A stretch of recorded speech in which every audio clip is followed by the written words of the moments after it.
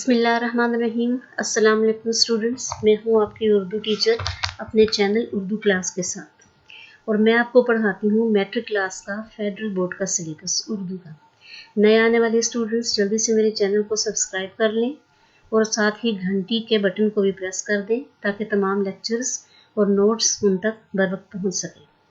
Video سے صحیح فائدہ اٹھانے کے لیے بچوں ضروری ہے کہ آپ ویڈیو کو آخر تک دیکھیں تاکہ آپ کو ساری تشریح اچھی طرح سے سمجھ آ سکے۔ چلیے اب چلتے ہیں اپنی کتاب کی طرف، دیکھتے ہیں کہ آج ہمیں کیا کرنا ہے۔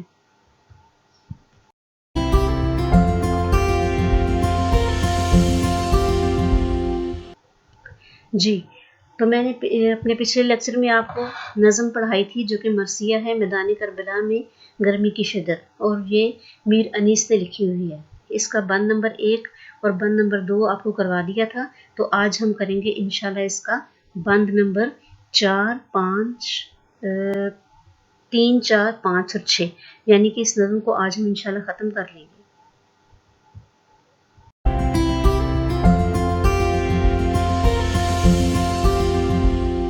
جی تو اسٹوڈنٹس آپ لوگ تیار ہیں؟ پھر اپنی کتاب بھی کھول لیجیے اور اپنے ساتھ پاس ایک پینسل بھی رکھیے اور ایک نوٹ بک بھی رکھیے، اور میں آپ کو اس کی تشریح کرواتی جاتی ہوں۔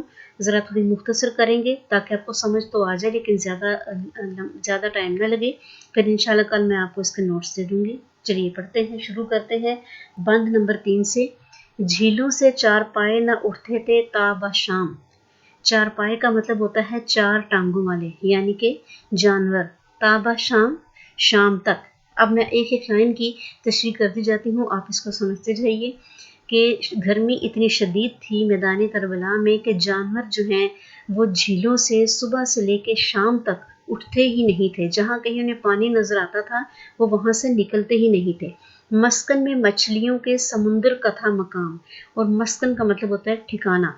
مچھلیوں نے اپنا ٹھکانہ سمندر کی تہہ کو بنا لیا تھا۔ وہ جیسے کہ تیرتی رہتی ہیں، کبھی اوپر کبھی نیچے، وہ انہوں نے یہ کام چھوڑا ہوا تھا اور گرمی سے بچنے کے لیے سمندر کی تہہ میں اپنا ٹھکانہ ڈھونڈ لیا تھا۔ آہو جو کاہلے تھے تو چیتے سیاہ فام۔ آہو کہتے ہیں ہرن کو، کاہلے کا مطلب ہوتا ہے نڈھال۔ چیتے جانور کا نام ہے، سیاہ فام کا مطلب ہوتا ہے سیاہ رنگ۔ آہو جو کاہلے تھے تو چیتے سیاہ فام، یعنی ہرن جو کہ اپنی خوبصورت اور مستانی چال کی وجہ سے جنگل کا حسن دوبالا کرتے رہتے ہیں، وہ بھی اس وقت گرمی کی وجہ سے بالکل نڈھال ہو چکے تھے۔ اور چیتے، آپ کو پتہ نا چیتوں کا رنگ تو کچھ اور طرح کا ہوتا ہے، سیاہ تو نہیں ہوتے، لیکن گرمی کی وجہ سے شاعر کہتا ہے کہ چیتے کی جلد کا رنگ جھلس کے سیاہ پڑ گیا تھا۔ پتھر پگھل کے رہ گئے تھے مثل موم خام۔ مثل تشبیہ دینے کے لیے ایک لفظ استعمال ہوتا ہے، حرف تشبیہ ہے، جس کا مطلب ہوتا ہے مانند، کی طرح۔ اور موم خام کچی موم، شاعر کہتے ہیں کہ جس طرح کچی موم حرارت سے پگھل جاتی ہے۔ آپ لوگوں نے دیکھا نا کہ جب ہم ایک کینڈل کو یعنی موم بتی کو جب جلاتے ہیں تو اس شعلے کی حرارت سے موم پگھلنا شروع ہو جاتی ہے، تو شاعر کہتا ہے کہ بالکل اسی طرح پتھر بھی گرمی کی شدت سے پگھل رہے تھے۔ اب دیکھیں حقیقت میں ایسا نہیں ہوتا کہ پتھر پگھل جائیں یا چیتا جو ہے وہ اپنے اصل رنگ سے سیاہ میں آ جائے، لیکن شاعر نے اس میں مبالغہ آرائی سے کام لیا ہے۔ اور اگر آپ نے میرا کل کی تشریح غور سے سنی ہو تو آپ کو یاد ہوگا کہ مبالغہ آرائی کسے کہتے ہیں۔ مبالغہ آرائی کہتے ہیں کہ شاعری میں کسی بات کو بڑھا چڑھا کر بیان کرنا۔ گرمی کی شدت کو بڑھا چڑھا کے بیان کرنے کے لیے شاعر نے ایسا کہا ہے کہ چیتے کا رنگ سیاہ پڑ گیا تھا اور پتھر موم کی طرح پگھل گیا تھا۔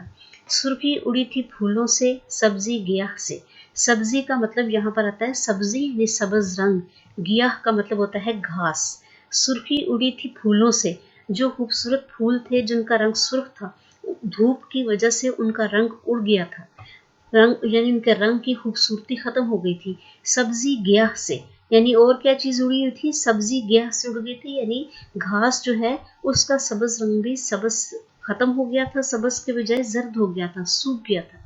پانی کنویں میں اترا تھا سائے کی چاہ سے۔ چاہ کا مطلب ہوتا ہے طلب، کشش، چاہت، یعنی کہ پانی جو گرمی کی شدت کو کم کرتا ہے وہ خود گرمی سے بے حال تھا، یعنی کہ یہ انتہا ہے مبالغہ آرائی کی۔ اور پانی جو ہے وہ سائے کی طلب میں کنویں کی تہ میں جا لگا تھا، کنویں میں اترا تھا یعنی نیچے چلا گیا تھا۔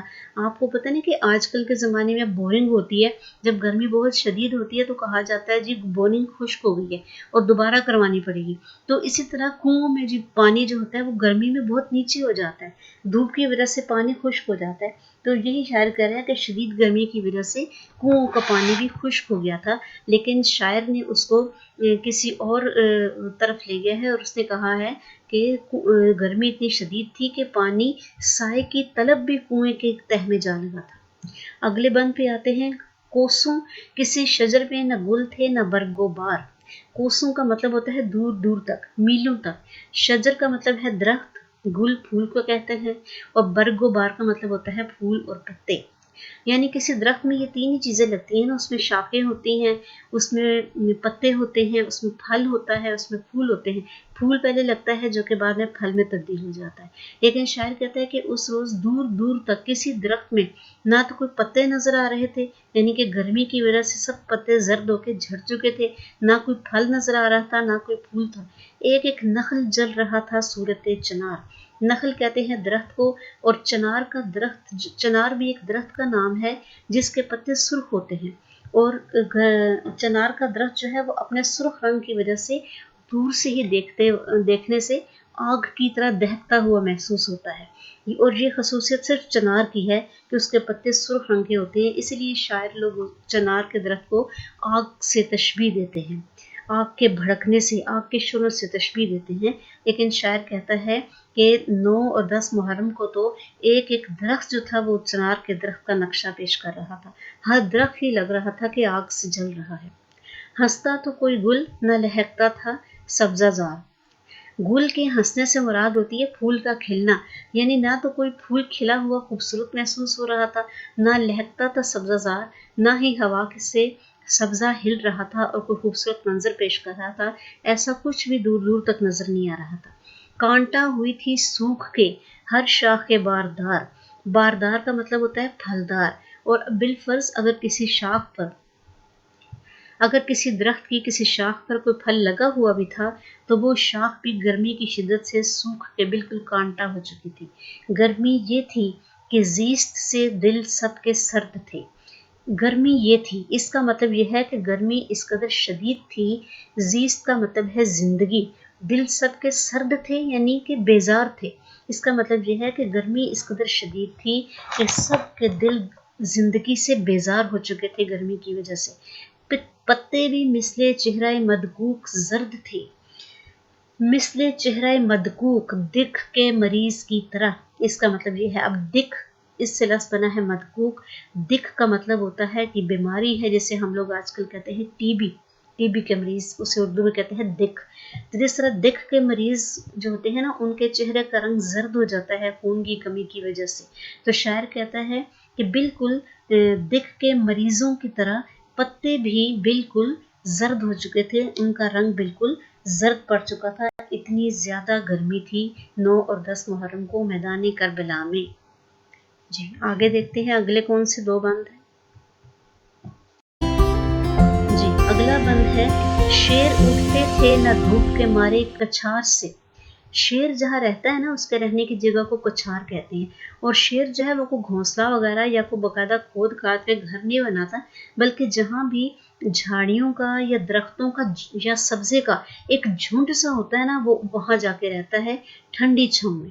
تو شاعر کہتا ہے کہ گرمی اس قدر شدید تھی کہ شیر جو کہ جنگل کا بادشاہ ہوتا ہے اور ہر وقت جنگل میں پھرتا رہتا ہے، اپنے شکار کی تلاش میں رہتا ہے، وہ بھی دھوپ کی وجہ سے اپنی کچھار سے باہر نکل کر اپنا شکار نہیں ڈھونڈ رہا تھا۔ آہو نہ منہ نکالتے تھے سبزہ زار سے۔ ہرن جو کہ چوکڑیاں بھرتے پھرتے ہیں جنگلوں میں، سبزہ زاروں میں، اور اس کے حسن میں اضافہ کرتے ہیں، وہ بھی کسی نہ کسی سبزے میں چھپے بیٹھے تھے اور اپنا منہ بھی انہوں نے اندر ہی چھپائے ہوئے تھے، باہر نہیں نکال رہے تھے گرمی کی وجہ سے۔ آئینہ مہر کا تھا مقدر غبار سے۔ یہاں شاعر نے سورج کو تشبیہ دی ہے ایک آئینے سے، مہر کا مطلب ہے سورج، آئینہ مہر کا یعنی سورج کا آئینہ، مقدر کا مطلب ہے گدلا ہو جانا، میلا ہو جانا، साफ न होना, शफाफ न होना, गुबार गर्द, यानी जब बारिश होती है तो ज़मीन की जो गर्द होती है वो बैठ जाती है, लेकिन जब खुश्क गर्मी पड़ती है, बारिश भी नहीं होती है, सिर्फ गर्मी ही गर्मी हो और धूप की शिद्दत हो, तो ज़मीन से गुबार और गर्द जो है वो उड़ता रहता है। तो शायर कहता है कि हर क्योंकि बारिश नहीं हुई थी और धूप शदीद थी, इस वजह से हर तरफ गर्दो गुबार उड़ रहा था और इस गर्दो गुबार से सूरज भी बच नहीं सका। सूरज एक ऐसे आईने की तरह नजर आ रहा था जो कि जमीन के गुबार की वजह से धुंधला हो रहा था, यानी जमीन का गुबार आसमान को भी आसमान तक चला गया था। गुबार यानी गर्द, गर्दों को तब चढ़ी थी जमीन के बुखार से, गर्दों का मतलब होता है आसमान, तब चढ़ी थी बुखार चढ़ा था जमीन के बुखार से। जमीन जितनी गर्म है ना, उस दिन गर्म थी, सॉरी, उसका मतलब ये है कि ऐसा महसूस होता था जैसे कि जमीन को बुखार हो गया है। जैसे बुखार से जिस्म गर्म हो जाता है, इसी तरह जमीन से लगता था कि जमीन को भी बुखार हो गया है और ये बुखार जो है ये अब आसमान की तरफ जा रहा है। इस जमीन की इस गर्मी ने यानी आसमान का रुख कर लिया था और आसमान भी गर्म होके वो गर्मी वापस जमीन पर बरसा रहा था। गर्मी से मुस्तरिब था जमाना जमीन पर, मुस्तरिब यानी बेचैन और इज़्तिरारी कैफियत होना, बेहाल होना। सारा ज़माना यानी क्या इंसान, क्या चरिंद परिंद हैवान, सब ज़मीन पर गर्मी से सख्त परेशान और बेहाल थे। भुन जाता था जो गिरता था दाना ज़मीन पर, और ये आलम था गर्मी का कि अगर अनाज का कोई दाना ज़मीन पर गिर जाए तो वो भुन जाए, इतनी शदीद गर्मी थी। शायर ने मुबालगा आराई की इंतहा से काम लिया है। इसके अलावा तशबीहात का भी बहुत बरमहल और खूबसूरत इस्तेमाल है इसमें। ये इस नज़म की लफ्ज़ी खूबियाँ हैं। गर्दाब पर था शोला जवाला का गुमा, गर्दाब कहते हैं भंवर को, भंवर कहते हैं गोल चक्कर को। समुंदर में या दरिया में कई दफ़ा पानी का एक गोल चक्कर बन जाता है और फिर उस गोल चक्कर की जद में जो भी चीज़ आ जाए, कोई इंसान, कोई और मखलूक, कोई कश्ती, कोई जहाज, फिर वो बच नहीं सकता, वो डूब जाता है। इससे इसलिए कहते हैं कि पनाह मांगनी चाहिए। शोला जवाला का मतलब होता है कि अंगारा, आग का गोला, गुमान, शक।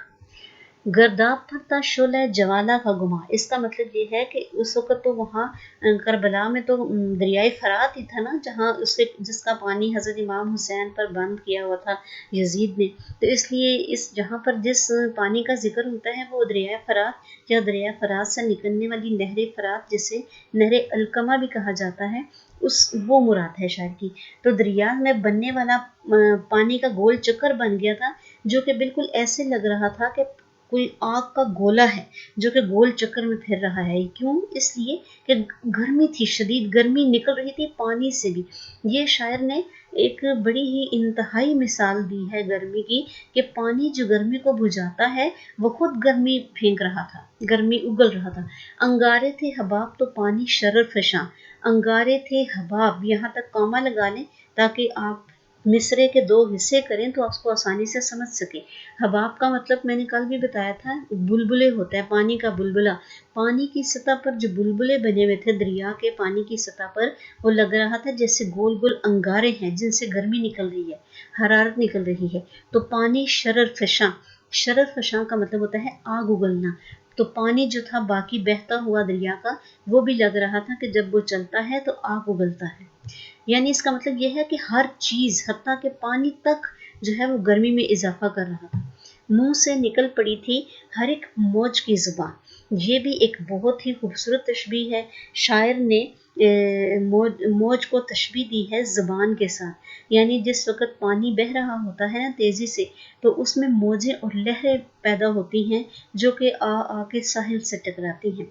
शायर ने गर्मी इस पानी की जो मौजें हैं उसको ज़बान से तशबीह दी है। मुंह से निकल पड़ी थी हर एक मौज की ज़ुबान, यानी कि बाहर निकली हुई थी मुंह से। इसका मतलब ये है जिस तरह कई जानवर होते हैं जब वो गर्मी से और प्यास से बेहाल हो जाते हैं तो अपनी ज़बान मुंह से बाहर निकाल लेते हैं। आपने देखा होगा जैसे शदीद गर्मी में कुत्ता मुंह से अपनी ज़बान बाहर निकाल लेता है, बिल्ली निकाल लेती है, कई दफ़ा ये जो परिंदे होते हैं ये अपनी चोंच खोल के बैठे होते हैं शदीद गर्मी की वजह से। बिल्कुल कहते हैं इसी तरह इन मखलूक़ात की तरह पानी की जो मौजें थीं, लगता था कि उन्होंने भी अपनी ज़ुबानें गर्मी की वजह से बाहर निकाली हुई हैं। यानी गर्मी की शिद्दत बयान की है کہ پانی جس نے گرمی ختم کرنی ہے وہی گرمی سے بے حال تھا۔ تہ پر تھے سب نہنگ مگر تھی لبوں پہ جاں۔ اس کا مطلب یہ ہے کہ تہ پر تھے سب نہنگ، نہنگ کہتے ہیں مگرمچھ کو۔ کس کی تہ پر تھے؟ دریا کی یا سمندر کی تہ پر تھے۔ سب مگرمچھ پانی کی تہ میں چلے گئے تھے گرمی سے بچنے کے لیے، لیکن اس کے باوجود ان سب کی جان لبوں پہ آئی تھی۔ جان لبوں پہ آنے کا مطلب ہوتا ہے مرنے کے قریب ہونا، قریب المرگ ہونا، یعنی کہ مرنے کے قریب تھے سب مگرمچھ اگرچہ وہ پانی کی تہ میں گئے ہوئے تھے۔ پانی تھا آگ گرمی روزے حساب تھی۔ پانی تھا آگ یعنی پانی نہیں تھا بلکہ آگ لگ رہا تھا۔ یہاں صنعت تضاد کا بھی استعمال ہو گیا ہے پانی اور آگ کا، کہ پانی آگ بنا ہوا تھا اور روزے گرمی اتنی شدید تھی جیسے کہ روزے قیامت ہو۔ ماہی جو سیخ موج تک آئی کباب تھی۔ ماہی کا مطلب ہے مچھلی اور سیخ موج اس کا مطلب ہے موج کی سیخ، یعنی اب یہاں پر سیخوں سے مراد ہوتا ہے وہ لوہے کی سیخیں یا سلاخیں یا سیخیں جو گوشت بھوننے کے کام آتی ہیں نا، ہم لوگ جو ٹکے وغیرہ بناتے ہیں وہ سیخوں میں پرو کر گوشت بناتے ہیں، تو وہ گوشت بھوننے کے کام آتی ہیں، پھر گوشت لگا کے کباب بنائے جاتے ہیں۔ تو شاعر نے موجوں کو قرار دیا ہے سیخ، یعنی پانی کی موجیں انتہائی تیز گرم تھی، گرم ترین پانی تھا، اس کی موجیں جو ہیں وہ ایک سیخیں بنی ہوئی تھی، جو بھی مچھلی پانی کی تہ سے اوپر آ کر پانی کی موج سے ٹکرا جاتی تھی وہ کباب کی طرح بھون جاتی تھی۔ یہ اس کا مطلب ہے۔ تو اس کے ساتھ ہی اسٹوڈنٹس یہ نظم یا مرثیہ جو بھی آپ کہہ لیں کربلا میں گرمی کی شدت یہ آج ختم ہو گئی ہے۔ انشاءاللہ نیکسٹ ویڈیو میں جو کہ اس کے پارٹ 3 ہوگا اس میں آپ کو تشریح کے نوٹس دوں گی، اور آپ اس کے لیے بھی تیاری کر کے آئیے گا کاپی وغیرہ لے کر اسے دیکھنے کے لیے، نوٹ کرنے کے لیے۔ اور اس کے علاوہ اس میں کوئی چیز جو آپ کو نہ سمجھ آئی ہو مجھے کمنٹس میں ضرور بتائیے گا، آپ کے کمنٹس کا انتظار رہے گا۔ ویڈیو کو لائک کیجئے، شیئر کیجئے، سبسکرائب کیجئے۔ ملیں گے پھر انشاءاللہ اگلی ویڈیو کے ساتھ۔ اللہ حافظ۔